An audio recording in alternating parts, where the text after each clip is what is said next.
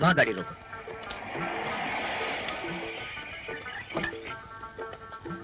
Excuse me, gentlemen. Could you guide me to Anjali Villa? Guide चाहिए? Excuse me. Anjali घर किधर है? आप यहाँ से सीधे चले जाइए। सीधा?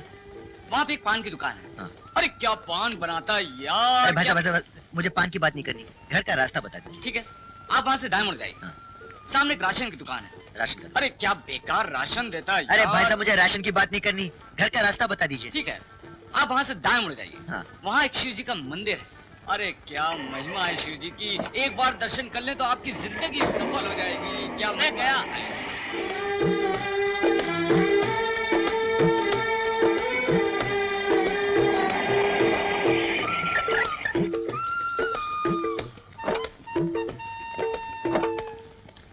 हम है राही प्यार के। Excuse me, अंजलि घर यही है? जी हाँ, यही है। मेरा नाम राजा है, लंदन से है। आहा राजा साहब, आपका स्वागत है। मेरा सामान? हाँ है ना, हमारे पास एक ऐसा आदमी है जो यही काम करता है। बख्शीश! क्या है? क्या बात है? साहब का सामान उठाओ और अंदर पहुंचा दो। साहब, इस बेचारे को थोड़ी सी बख्शीश जरूर दे देना। दुख भरे दिन बीते रे भैया, अब सुख आयो रे। आप नहीं समझेंगे, आइए। आप कहाँ से आ रहे हैं साहब? लंदन। राजा बाबू! हाँ। नहीं, आप अपना सामान खुद लेकर जाओ, मैं नहीं लेकर जाऊंगा। क्यों, क्या हो गया? अरे मैंने जब आपके आने की खबर दी थी तब इतनी जोर से झापड़ पड़ गया था। झापड़ पड़ गया था? हाँ, और अब जब आपको खुद लेकर जाऊंगा तब मेरी क्या हालत होगी? मुझे नहीं चाहिए आपकी बख्शी, खुद ले जाओ अपना सामान। अरे लेकिन तो कमारे तेरे भी तेरे भैया। झापड़ पड़ गया था?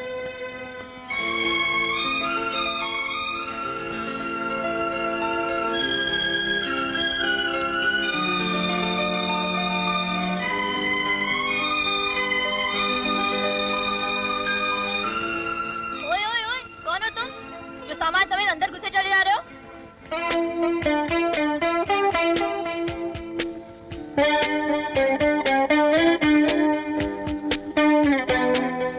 कौन हो तुम?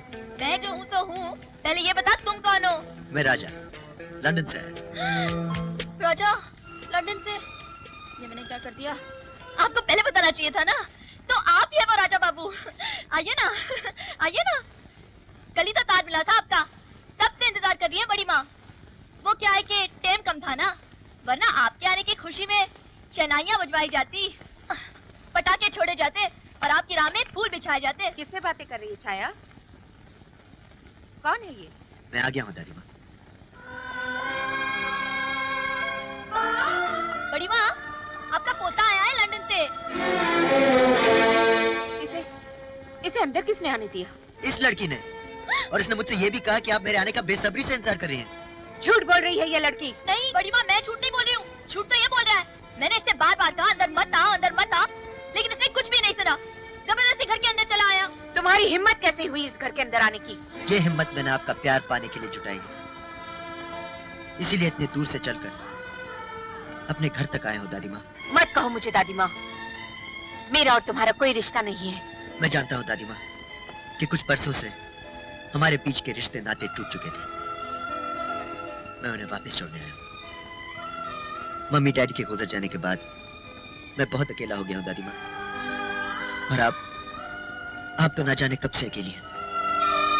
मैं जिंदगी भर के लिए आपके पास, आपके साथ रहने के लिए आया हूँ दादी माँ। मगर मैं तुम्हें एक मिनट भी इस घर में रुकने नहीं दूंगी। चले जाओ यहाँ से। मैं यहाँ से जाने के लिए नहीं आया दादी माँ, अब मैं हमेशा हमेशा के लिए इसी घर में रहूंगा। कैसे रहोगे मैं भी देखती हूँ। रामू, बंसी, श्यामू, कहाँ है सब? आप कितनी भी कोशिश कर लीजिए दादी माँ, मुझे आपसे कोई जुदा नहीं कर सकता। मैंने अपने मरते हुए बाप को वचन दिया था कि इन रिश्तों के बीच खड़ी दीवार को मैं एक दिन गिरा दूंगा। मैंने भी अपने मरते हुए पति को वचन दिया था कि सूरज और उसकी संतान को इस घर की दहलीज कभी लांघने नहीं दूंगी। मेरा खून और मेरी जिद इसी खानदान की है, एक दिन आप खुद मुझे स्वीकार करेंगी। कभी स्वीकार नहीं करूंगी। ले जाओ इसे। दादी माँ, मैंने आपकी आंखों में ममता देखी है दादी माँ, आप मुझसे बहुत प्यार करती हैं। आप मेरे बिना जी नहीं सकती दादी माँ, आप मुझको नहीं ठुकरा सकती। दादी माँ, आज मैं जा रहा हूँ, मगर एक दिन आप खुद मुझे लेने आएंगी, ये मेरा दावा है।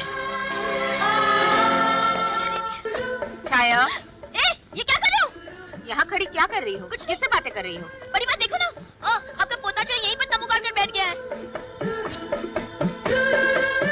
बड़ा बेशर्म है। अब यहीं रहकर मेरे सीने पर मूंग डलेगा क्या? अब तंबू गाड़ ही दिया है तो लगता है यहीं पर रहेगा।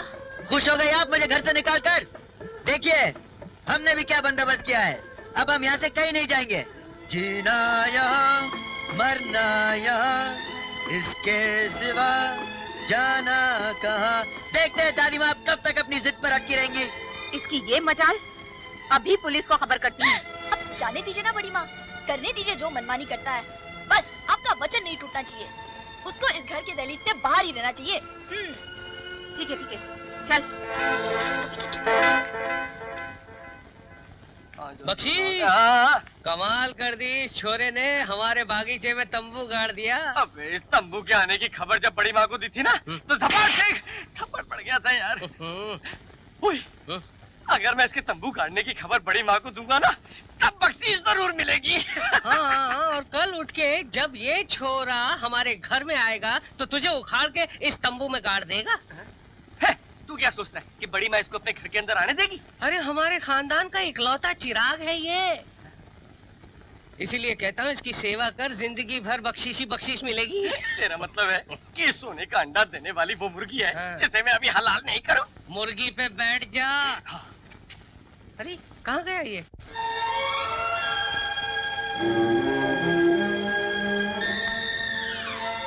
कमाल के लोग हैं, कोई खाना तक नहीं पूछता। तंबू गाड़ के बैठ गया घर के सामने। न जाने ये सब मुझे कब तक झेलना पड़ेगा। आप घबराइए मत बड़ी माँ, आप आराम से खाना खाइए। वो आपका पोता जो है ना, यानी कि राजा, इस घर की दहलीज से बाहर है। तंबू में जब वो सर्दी से कांपेगा ना, तो 2 ही दिन में भाग खड़ा होगा।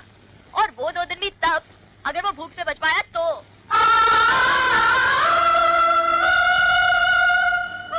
अरे बड़ी माँ, क्या हुआ?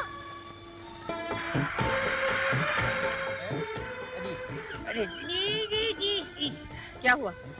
बड़ी माँ, हमारे रास्ते में किसी ने पत्थर रख दिए हैं। किस पागल की हरकत है?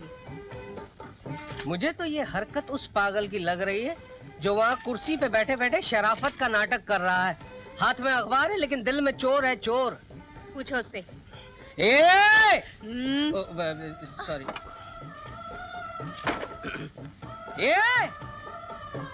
अबे यहाँ वहाँ गर्दन क्यों हिला रहा है बे? मैं तुझसे बात कर रहा हूँ। क्या है बे? ये चकनाका हमारी सड़क पर किसने लगाया? चकनाका? अरे ये पत्थर हमारी सड़क के बीच में किसने लगाया? अरे मैंने थोड़ी लगाए। तो क्या हमने लगाए? ये पत्थर दादी माँ ने खुद लगाई है। दादी माँ सड़क के बीच में पत्थर क्यों लगाने लगी? ताकि उनकी गाड़ी यहाँ आकर रुके और वो ज्यादा देर तक मुझे देख सके। आई, अच्छा तो ये स्कीम है। ये खुसर पुसर क्या हो रही है उन दोनों में? पता नहीं, लगता है इसके साथ साथ टीकू राम भी पागल हो गया है। अभी खबर लेता हूँ बड़ी माँ की। ये लो आ गया। क्या हुआ? बड़ी माँ, यही सिला दिया आपने मेरी दिली सेवा का। 12 साल 9 महीने 18 दिन तक मैंने आपकी लगातार सेवा की और मुझसे ज्यादा काम करवाने के लिए आपने सड़क के बीच में पत्थर लगवा दिए। क्या तुम्हारा दिमाग तो खराब नहीं हो गया? मैं क्यों रखवाऊंगी ये पत्थर? हाँ, ताकि हमारी गाड़ी यहाँ पर आकर रुके और आप अपने पोते को ज्यादा से ज्यादा देर तक देख सकें। क्या? हाँ हाँ दादी माँ, यही तो सच है। मुझे तो तुम्हारी सूरत से नफरत है। ये सब ऊपर ऊपर का दिखावा है दादी माँ। सच बात तो ये है कि आप मुझसे बहुत प्यार करती हैं। मेरा ख्याल आते ही खाना खाते खाते आपका हाथ रुक जाता है। नींद से उठकर खिड़की से मुझे सोया हुआ देखते हैं कि कहीं मुझे ठंड तो नहीं लग रही। और मैं ये भी जानता हूँ दादी माँ कि आपको अपनी अंतरात्मा में मेरी आवाज सुनाई देती है। झूठ है, झूठ है ये सब किसने कहा तुमसे? छाया ने। पूछिए, पूछिए अपनी चमची से। छाया, मेरी बातें तुम? वो क्या है बड़ी माँ, मैंने सोचा कि मेरे बताने से आप दोनों के बीच में जो फासला है वो। खबरदार, आगे से कोई घर की बात अपनी जुबान से निकाली तो कोई जरूरत नहीं मेरे साथ आने की। चलो ड्राइवर जी।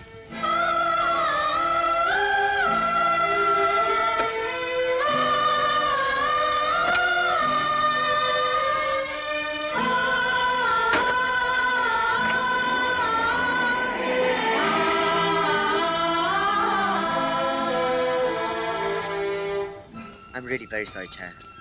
शायद मुझे ये सब नहीं करना चाहिए था। मेरी वजह से खामोखा तुम्हें एक थप्पड़ खाना पड़ा। कोई बात नहीं राजा साहब, आप दोनों को मिलाने के लिए मैं ऐसे 1000 थप्पड़ खा सकती हूँ।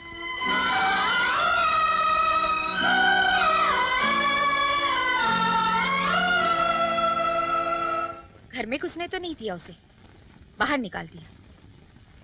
मगर वो जिद्दी लड़का मेरे घर के बाहर तंबू लगाकर रह रहा है।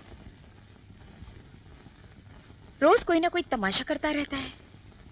कहता है मैं घर के अंदर आकर ही रहूंगा। ना ना ना ना, ऐसा मत होने दीजिएगा, वरना आपके स्वर्गवासी पति की आत्मा अशांत हो जाएगी, भटकने लगेगी वो। इसलिए मैं चाहती हूँ कि वो किसी तरह से यहाँ से चला जाए। इसमें क्या मुश्किल है जी, ये आप मुझ पर छोड़ दीजिए ना। आप बिल्कुल बेफिक्र हो जाइए, शाम तक वो लड़का आपको नजर नहीं आएगा। हाँ।